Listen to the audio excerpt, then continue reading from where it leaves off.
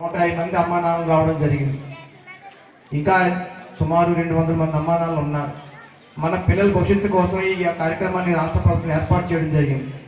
అలాంటి దానిని కూడా మనం ఒక్కరోజు మన పిల్లల కోసం ఒక పూట కూడా మనం కేటాయించలేకపోతే మనం దేనికోసం మనం కష్టపడుతున్నాం. అమ్మా నాన్న ప్రతిరోజు కష్టపడింది మీ పిల్లల కోసమే.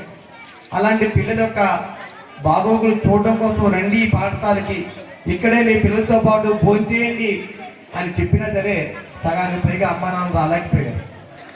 ఒకసారి ఆలోచన చేయండి. ఈరోజు పట్టణాల్లో ఉన్న అమ్మా నాన్నలు ప్రతి నిమిషం కూడా నా కూతురు నా కొడుకు ఏ విధంగా ముందు ఎక్కువ మార్క్స్తో పాస్ అవుతాడు, ఏ విధంగా వాడు పైకి వస్తారన్న ఆలోచనతో అమ్మా నాన్న నిరంతరం ప్రయత్నం చేస్తూ ఉంటారు.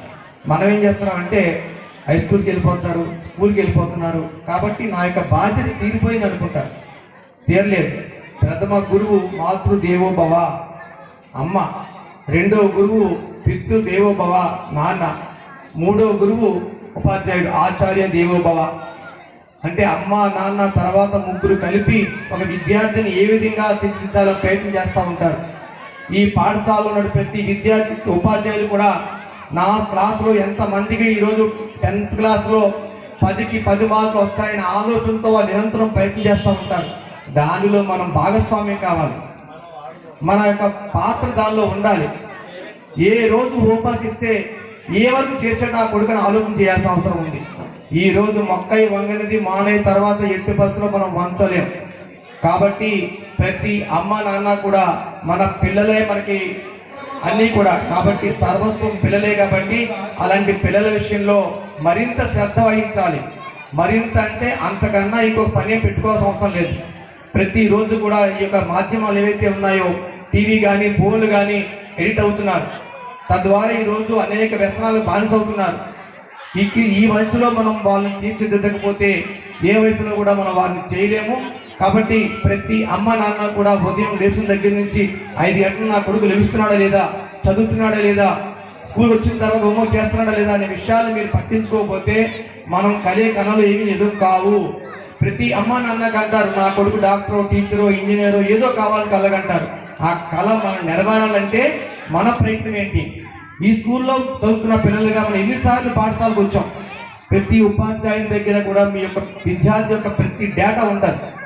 మీ అనుకుంటా నా కొడుకు ఒక్కడే నాకు కూతురు ఒక్కడే అనుకుంటారు మీరు, కానీ ప్రతి పాఠశాలలో ఉన్న ప్రతి ఉపాధ్యాయుడికి కూడా 30-40 మంది పిల్లలు కేటాయించడం జరిగింది. ఏ విద్యార్థి యొక్క భవిష్యత్తు ఏంటి, ఏ విద్యార్థి ఏ సబ్జెక్టులో తక్కువ మార్కులు వస్తున్నాయనే విషయాలు వాళ్ళు స్పష్టంగా తెలుస్తున్నాయి. మీరు ఎప్పుడైనా వచ్చి అడగాలి, సార్ ఏం చేయాలని చెప్తారు. మేస్టర్ మీ అబ్బాయి తెలుగులో కొంచెం మార్క్స్ తగ్గుతున్నాయి, లేకపోతే హిందీలో మార్క్స్ తగ్గుతున్నాయి, లేకపోతే మీ అబ్బాయి హోంవర్క్ చేయటం లేదు, మీ అబ్బాయి ఎప్పుడైతే స్కూల్కి రావడం లేదు అనే విషయాలు మనం తెలియపరచాలంటే మనం స్కూల్కి రావాలి. ప్రతి నిత్యం మనం ఆ టీచర్తో అందుబాటులో ఉండడానికి ప్రయత్నం చేయండి.